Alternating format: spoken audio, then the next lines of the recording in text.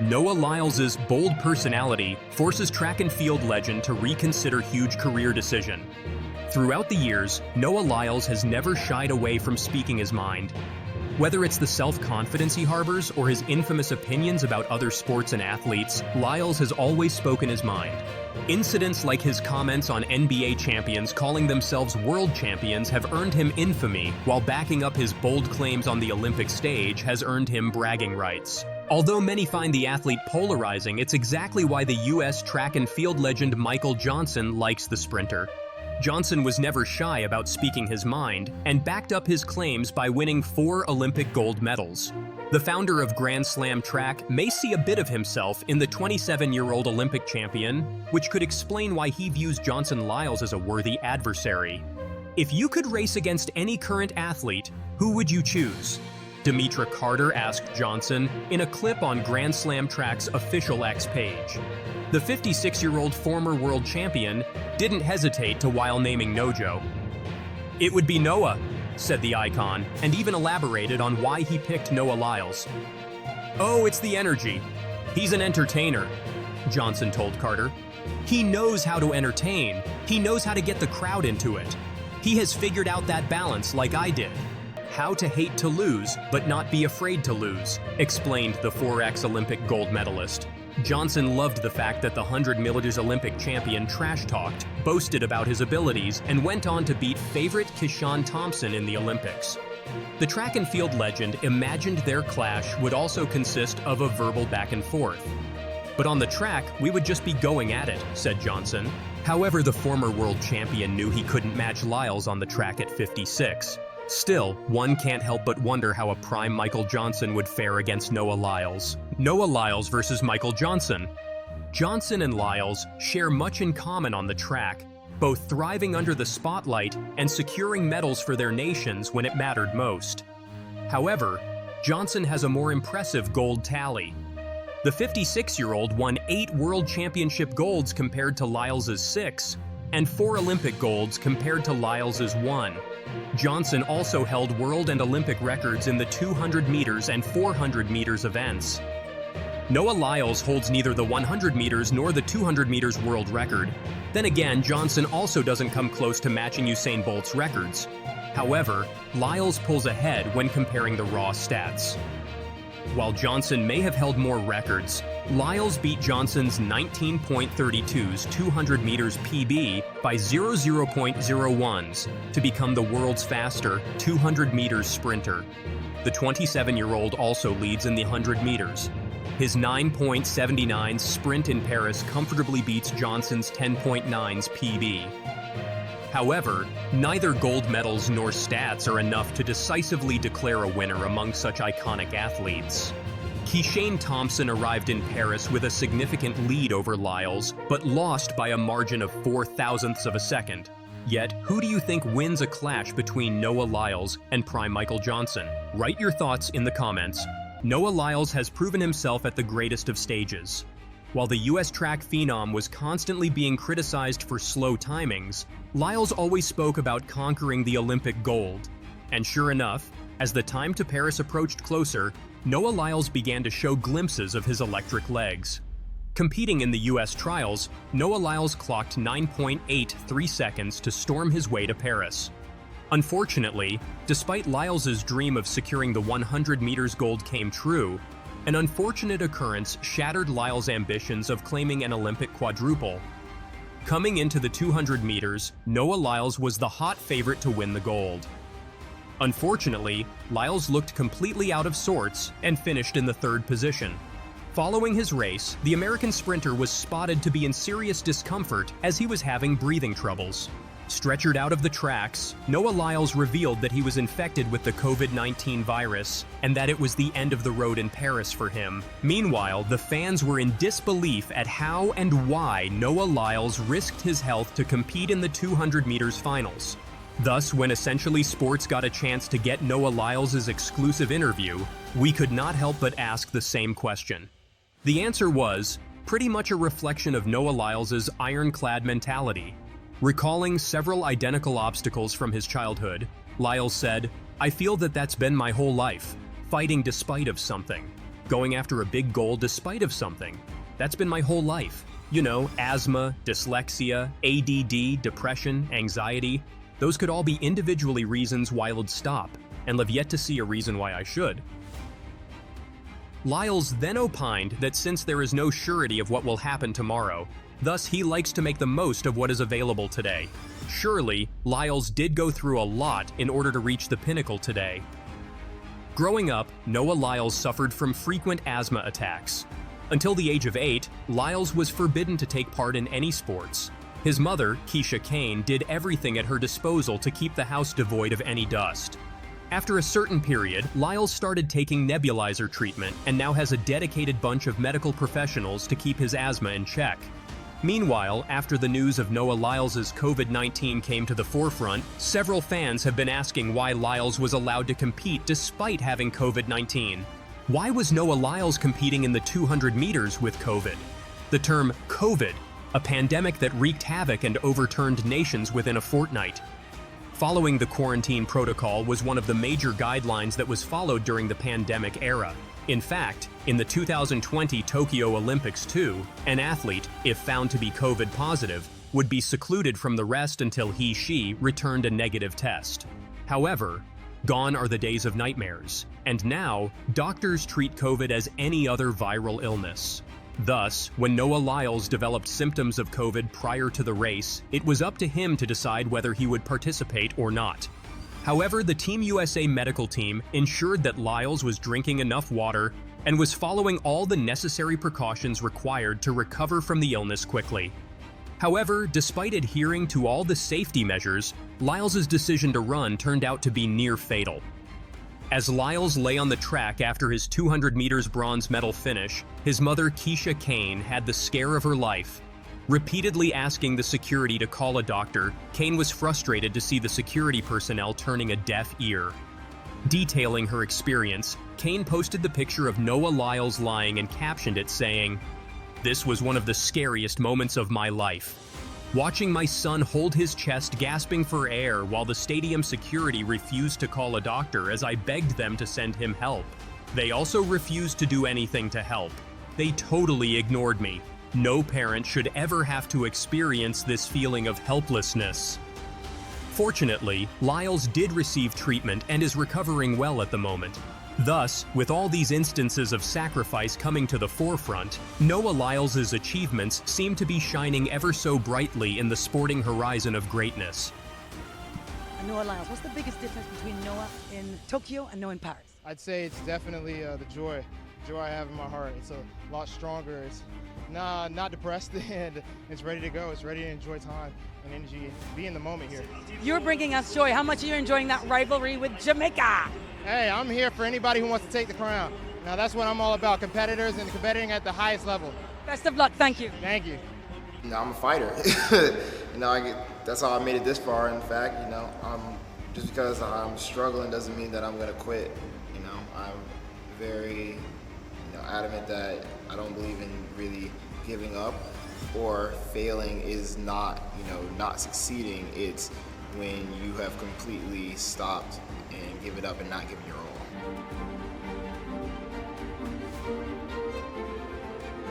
Yeah, me and my brother have basically, he's about a year and 4 days younger than me, so there's not a day that I don't remember him being there. And so we've been together forever, and we went on this journey of making the Olympic team together.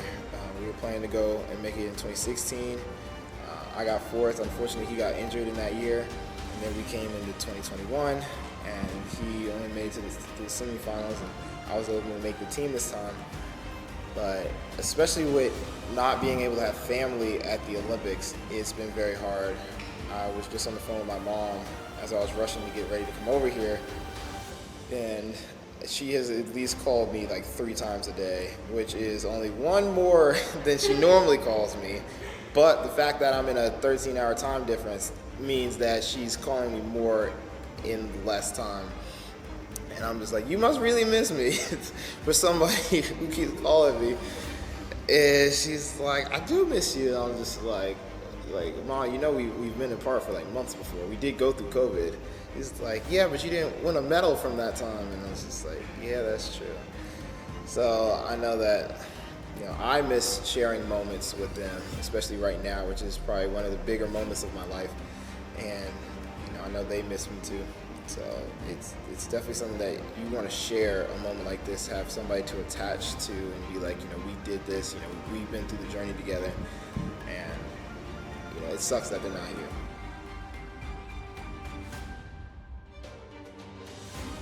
It definitely is a moment where a lot of people can look back and say, oh, you know, these athletes actually have feelings. Because I've been very vocal of, I'm a human being. I'm not a superhero. I'm not, you know, a mutant. You know, I have feelings. I have emotions. Just because I go out there and run fast doesn't mean that I don't come home and hurt and, you know, get tired and want to go have fun, stuff like that. You know, a lot of people will see athletes as like put them on this humongous pedestal because they think just because it's something that they can't do that, you know, it's something that nobody can do, and that's not the truth. In all actuality, we all have gifts and abilities, and it's just we found our ability and we honed and, you know, really worked at it. But anybody can do that. You know, finding your gift and honing it and putting all into it, you can do that. And of course, sometimes some gifts are praised more than others, but that doesn't mean it's less important. Pretty heavy. I'm not gonna lie. They're pretty heavy. It's a good thing I work out my neck at times too. And how are you feeling? Obviously, so many people concerned watching you leave the track the other night. Yeah, I'm a lot better. There's quite a while where I was just underneath there, and at first it was kind of a lot, and there was just too much going on. But when I tried to actually stand up, I had to start laying back down because the fatigue and the energy was just fading pretty rapidly. But after, you know, quite a bit of time, you know, I was able to recompose myself. I was able to get some medication underneath, so I was able to breathe again. And then finally, you know, we just, again, tried to keep it as light as possible, collected my medal, tried to, you know, be as respectful as possible. I didn't want to get anybody COVID, so after that, you know, I've thankfully tested negative this morning, so I'm very happy to be healthy again, but still slowly kind of taking it back.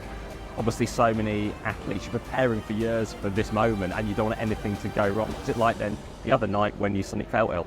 It was very shocking, truthfully, because I already had been wearing a lot of masks. I washed my hands and very conscious of trying not to get sick at championships. So it was, and I was already staying away from people a lot because, you know, I'd been getting, you know, run up on a lot by a lot of people in the village, so I've been trying to stay secluded as is. But I was, again, very shocked that I actually contracted COVID. But you still got a bronze though. Like, if that's how you can run when you're feeling under the weather. Yeah, it's funny. The joke right now is whenever I'm off my game, I always run 19.7, which is apparently fast enough to always get bronze. But let's go back to the 100-meter final. The fact you are now the fastest man on earth, how does it feel to be able to say those words? It's glorious because in my heart I always knew it, but you know, nobody wants to give you the title unless you win the 100. So here I am. I won it in the World Championships, and then of course half of the world doesn't understand how track and field works, so they don't understand how that's how you gain the title. I'm like, well, if you don't want to give me for winning the World Championships, I guess I'll have to take it in the 100 meters Olympics. And here I have it, so now I am officially the world's fastest man. But when we're watching that race, it was a bit of a slow start. Oh yeah, I mean, the funny thing is, you know, I'm a numbers guy, so I'm looking at the numbers. Compared to all my normal starts, it's actually just as good, if not better, than my normal starts. But the competitors really stepped up their game in the first half of their race. The world's fastest man will have an unexpectedly quick exit from the Paris Olympics.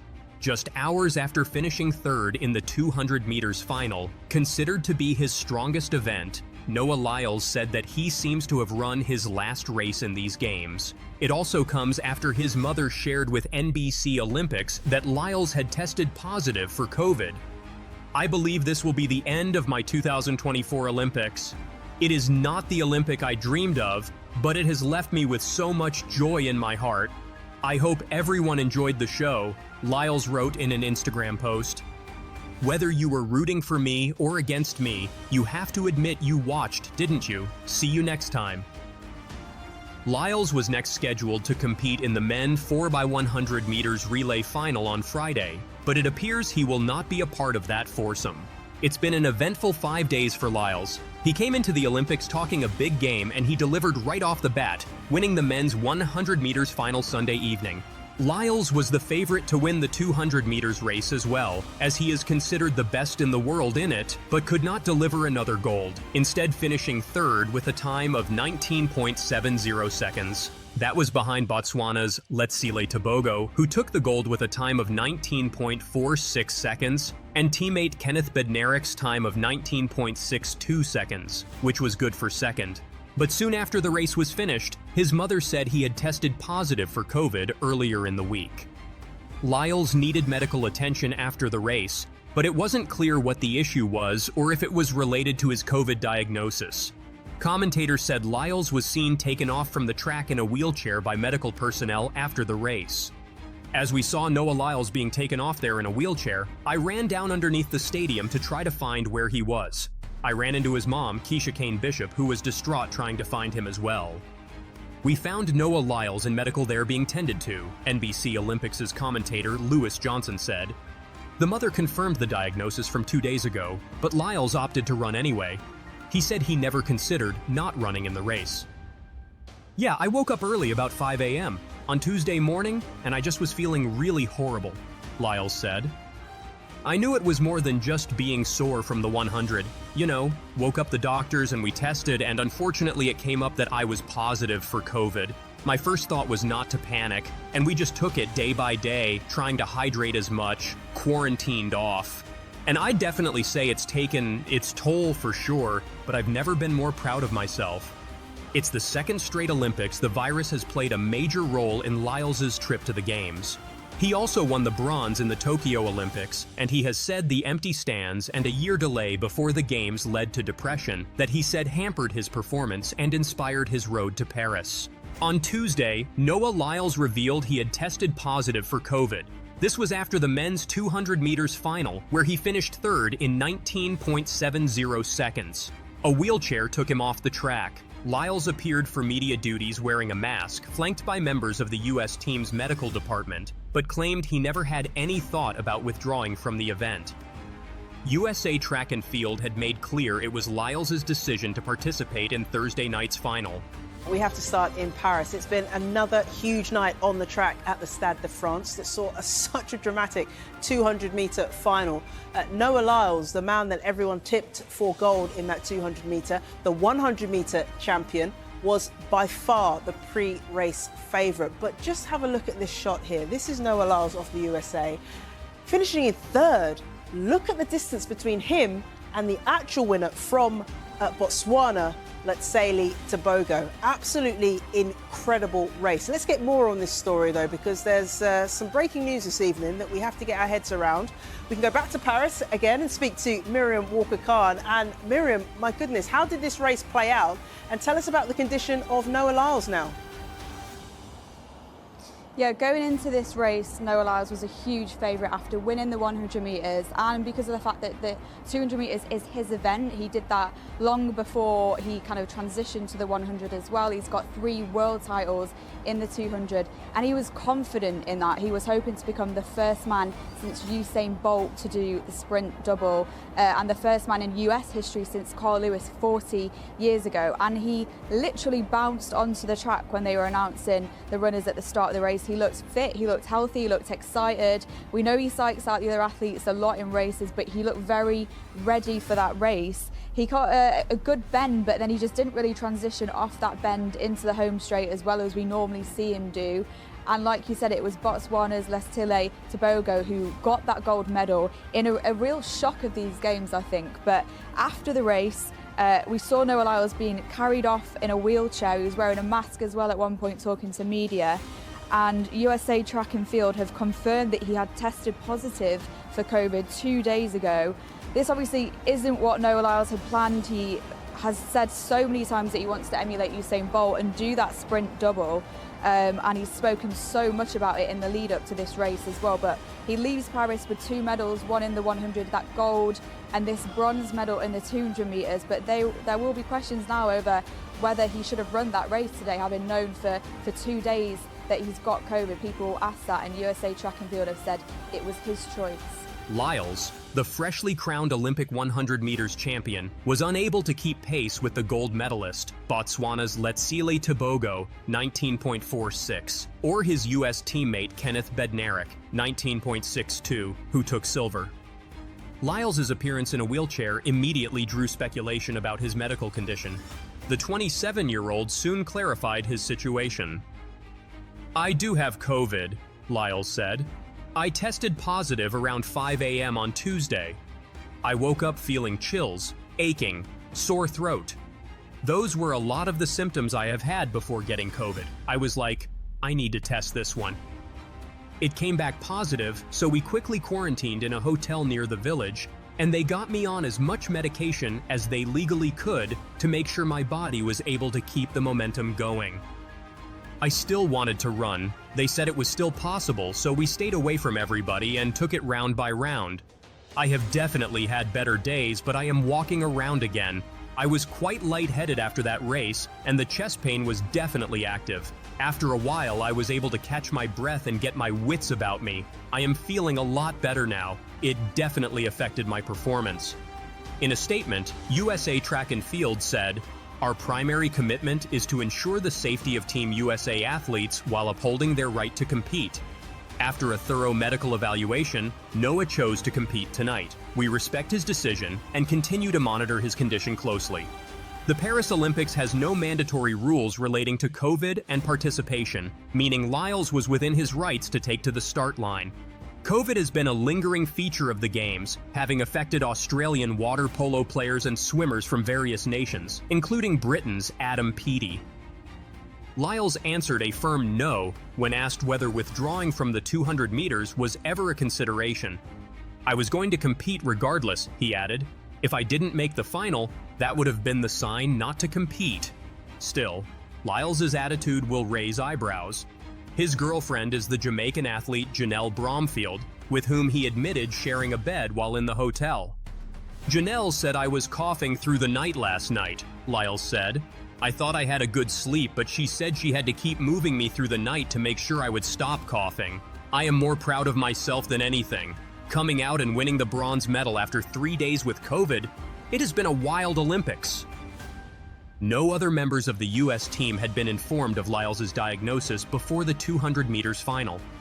"The only people who knew were the medical staff, my coach, my mom, and my family," said Lyles. "We tried to keep this as close to the chest as possible. We didn't want everybody going into a panic. We wanted them to be able to compete. You also never want to tell your competitors you are sick. Why would you give them an advantage over you?" Bednarek, who hugged Lyles after the final, seemed to have no worries about any danger attached to that. "I don't care," said the silver medalist. "I don't view those things as a big deal. I am healthy and do everything to ensure my body is healthy. It doesn't bother me at all. I don't get sick easily." Lyles still has to make a call over whether to compete in the 4x100 or men's relay. "I am going to talk to the 4x100 crew," Lyles said. "I am going to be very honest and transparent with them. I will let them make the decision. I believe no matter what happens, they can handle anything." Lyles later posted on Instagram, "I believe this will be the end of my 2024 Olympics. It is not the Olympics I dreamed of, but it has left me with so much joy in my heart." Yeah, I have a feeling that no one was going to be able to stop Noah Lyles from running that race. Now, Miriam, before I let you go, there's been some history in the field for Pakistan in the javelin.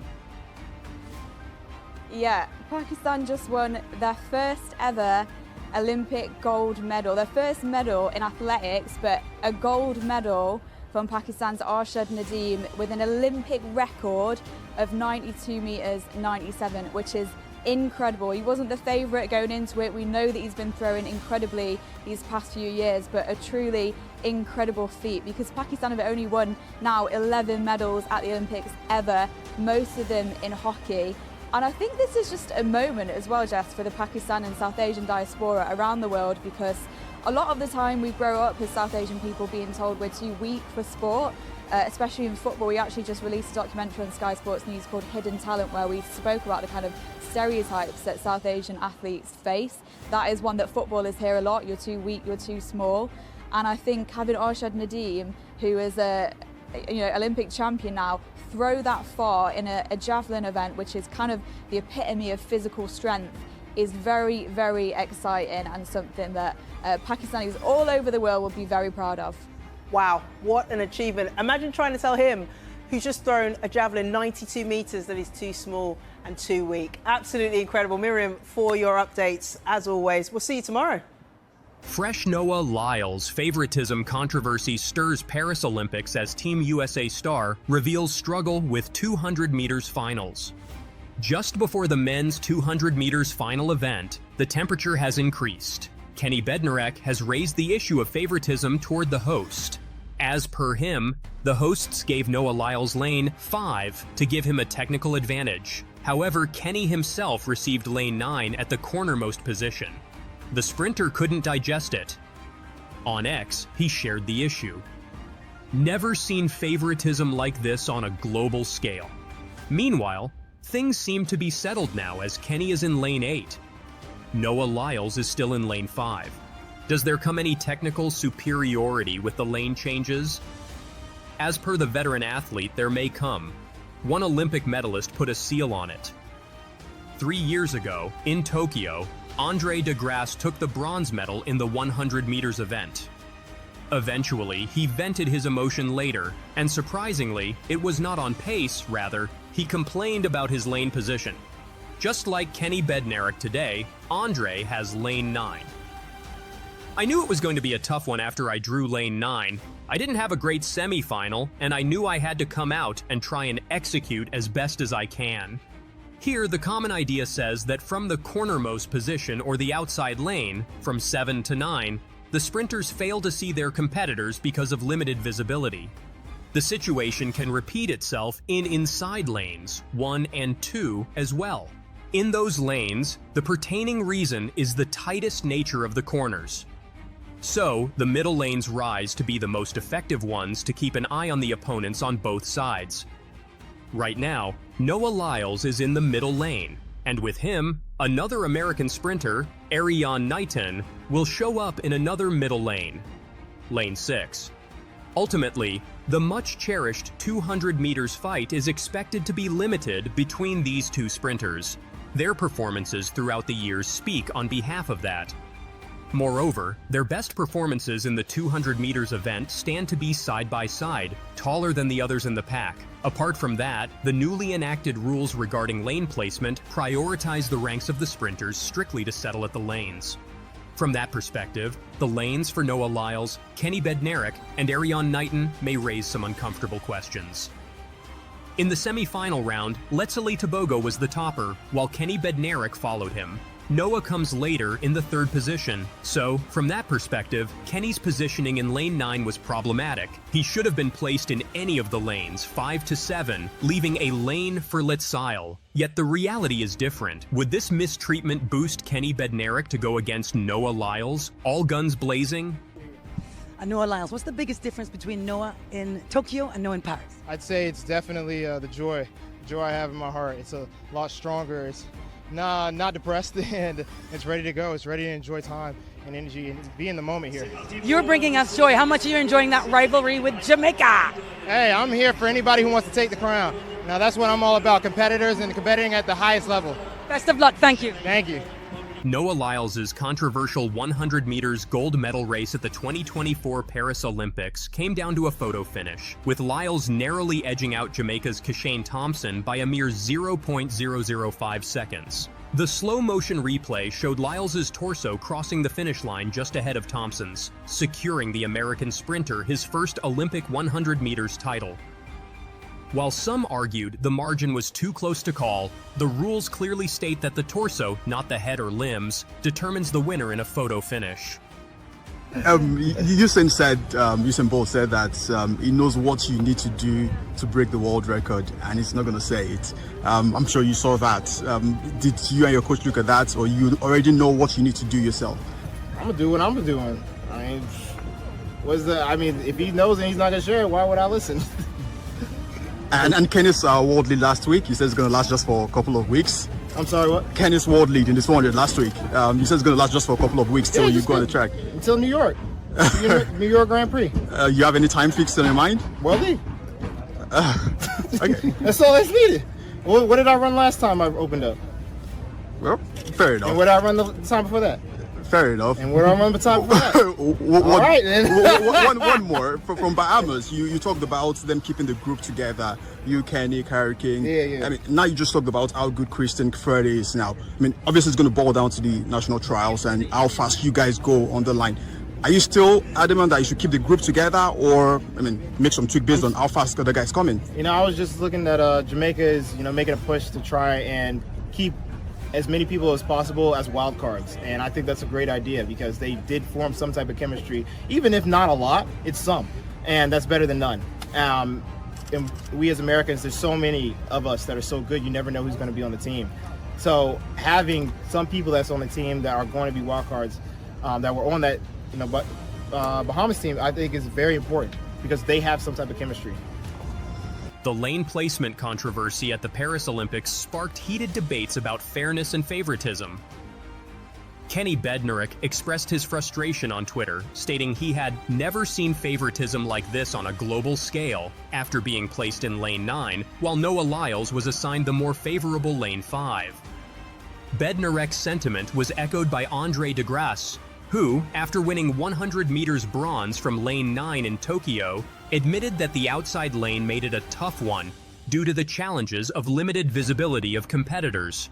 The controversy highlighted the significant impact lane placement can have on a sprinter's performance and called into question the transparency of the assignment process. The highly anticipated 200 meters showdown between Noah Lyles and Erriyon Knighton took center stage at the Paris Olympics. The rivalry, which had been brewing for years, reached its climax as the two American sprinters faced off in the final. Lyles, the reigning world record holder with a blistering time of 19.31 seconds, set in 2022, was the clear favorite. However, Knighton's raw talent and rapid improvement over the years made him a formidable challenger. The fact that both sprinters were assigned favorable middle lanes, with Lyles in lane 5 and Knighton in lane 6, only added to the excitement and speculation surrounding the race. The 200 meters final lived up to the hype, with Lyles and Knighton pushing each other to their limits. No Olympic champion. The thing is that you embrace pressure so very well and come out on top. Is there a newfound respect that should be towards you? No. If you like me, you like me. If you don't, you don't. I'm not gonna hate anybody that doesn't like me. But all I'm gonna say is, don't downplay other people just because you don't like someone. Just go to the guy you like. But I appreciate anybody who has found respect for me. But to be honest, this crowd was amazing. This field was amazing. This is the exact field that I wanted to show up at an Olympic final. Because if I was to lose to, any of those guys in the top 3, I would have said, that's well deserved. Talk to me about the race though and how close it was and the time, a personal best. Yeah, it was a very close race. I'm glad I had Oblique Seville next to me because I was like, I need somebody to put that pressure on me early. I know that in a lot of races he's been like 1 or 2 lanes away from me, and he's been able to get out just in the acceleration phase, and I've just been missing it. And I was like, nah, now that you're right next to me, I'm gonna make sure that I cover that. And then after I passed him, I saw Kashane out there, and I was like, just do what I do, hit my top end speed, let it work. And to be honest, I didn't know if I had it. I leaned, but I didn't know I had it. Me and Kashane were at the end waiting for our names to come up, and I came back and I said, I'm gonna be honest, man, I think you got that one. Yeah, but my name came up, and I was like, oh my gosh, I'm amazing. And you are. What do you take away from this in terms of your legacy? How do you describe it in this moment?